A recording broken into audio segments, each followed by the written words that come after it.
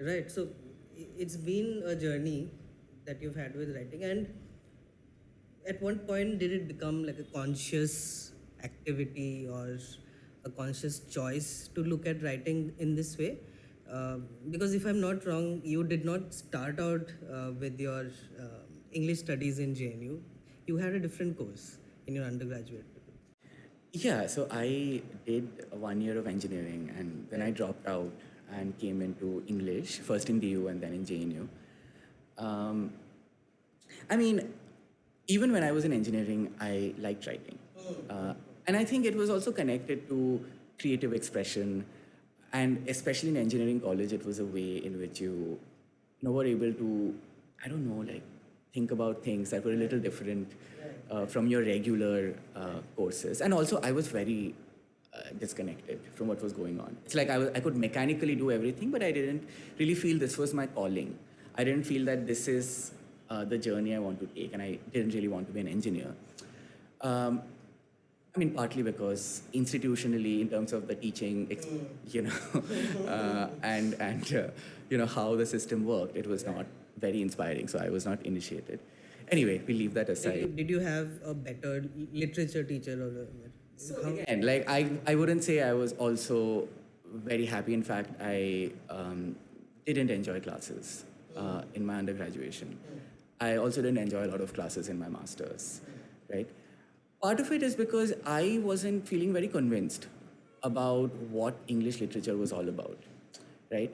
I thought that, okay, there's a lot of focus on, I don't know, closely reading, deconstructing, to use your word, poetry and fiction, and looking at sort of how it informs a larger cultural understanding.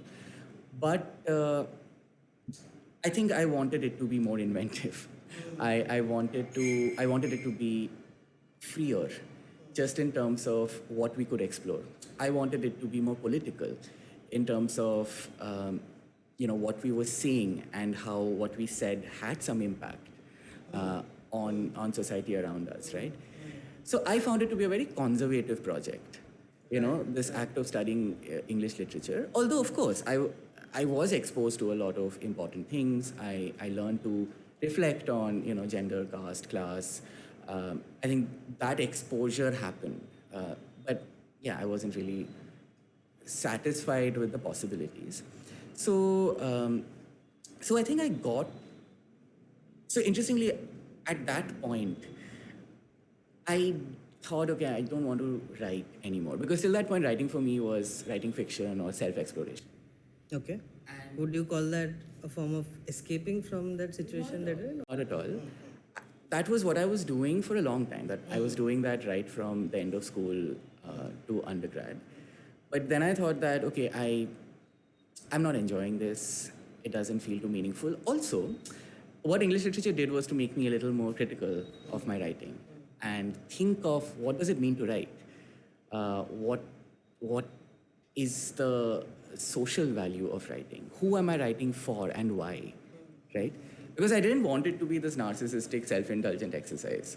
Also, I mean, people who want that, sure, but for me, that was not a good enough motivation.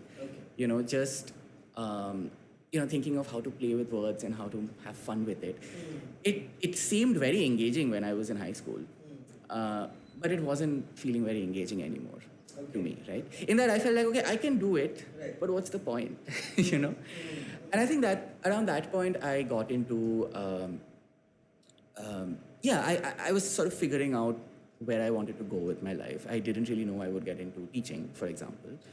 I was very interested in advocacy, in sort of how to communicate, important ideas in a manner that people learn from them and people are persuaded from them, and it can have some sort of social impact, right? So I was getting interested in that stuff, especially with social movements and protests happening around me. But then I started teaching writing, which you also experienced. You were in the second batch.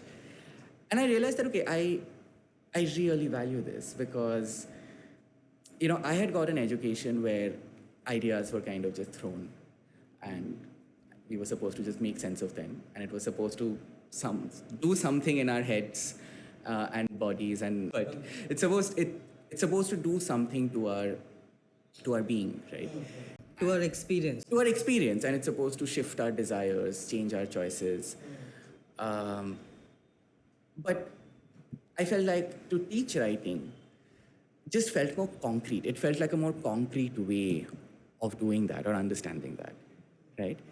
Where when a student is writing and I'm closely observing it, and then I'm giving feedback, and then the student is sort of rewriting the piece. You know, the feedback I would get from the student is that, okay, something shifted, right? It's just that the shift felt more concrete, through the act of writing. And I think that started, in a sense, renewing my relationship with writing. I don't necessarily write a lot. I think I write more feedback than, because that's my work. But this sort of close attention to writing has really helped me understand that, okay, the act of writing is connected to so many dimensions of thought. And all those metaphors I used of discovery, invention, organization, of course, all of them are there. But it's also about just making sense of your experience. It's making sense of the reality around you. And it's also just learning to understand the value and power and weight of words, right? What word should I use? That becomes like a half an hour conversation with students sometimes, right? So, yeah.